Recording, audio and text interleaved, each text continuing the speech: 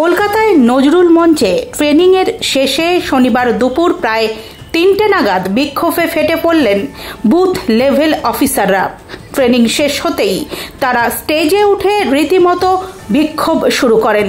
বিক্ষোভকারীদের অভিযোগ, তাদের ওপর একসাথে দুটি দায়িত্ব চাপিয়ে দেওয়া হয়েছে: স্কুলের নিয়মিত ডিউটি এবং নির্বাচন কমিশনের এসআই সম্পর্কিত কাজ। তাদের দাবি, একসাথে এই দুই দায়িত্ব পালন করা সম্ভব নয়।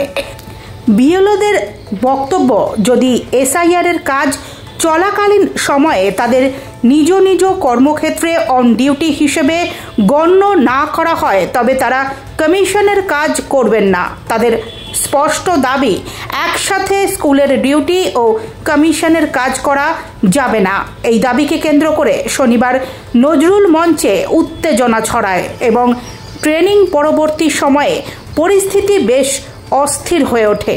একটা দীর্ঘ সময় ধরে চলবে, তো এই 1 মাস আমি যে একটা শরীরে তো দুটো জায়গা থাকা সম্ভব নয়। আমাকে স্কুলটাও করতে হবে, এবং স্কুল করা মানে তো শুধু সশরীরে আমি রইলাম তা নয়। স্কুলের অনেক দায়িত্ব আছে, খাতা দেখা, রেজাল্ট তৈরি করা, অনেক কাজ। সেইগুলো করে আমরা 15টায় বাড়ি থেকে বেরোই, সন্ধ্যে 7টার পরে বাড়ি ঢুকি। তারপরে আমাদের পক্ষে পাড়ায় পাড়ায় ঘুরে এবং লোকের বাড়ি বাড়ি গিয়ে রাত্রি 8টা-9টার সময় বেল বাজিয়ে আমি সেটা করতে পারি না। তো সুতরাং আমরা চাইছি যে কোনো একটা, হয় আমরা স্কুল করব, স্কুলের কাজ করব যেরকম যাই, অথবা আমাদের যদি কাজটা দিতেই হয় আমরা কাজটা করতে চাই। যেহেতু একটা দায়িত্বপূর্ণ কাজ আমাদের দেওয়া হয়েছে, আমরা করতে চাই, তাহলে আমাদের একটা অন ডিউটি দেওয়া হোক, যাতে স্কুলের কাজটা সুষ্ঠুভাবে হয়, আমরা এই কাজটা সুষ্ঠুভাবে করতে চাই। নিরাপত্তা, দেখুন, সন্ধ্যের পর করতে গেলে তো নিরাপত্তা জানেনই তো, নিরাপত্তার ব্যাপারটা কি সাংঘাতিক জায়গায় গেছে এখন।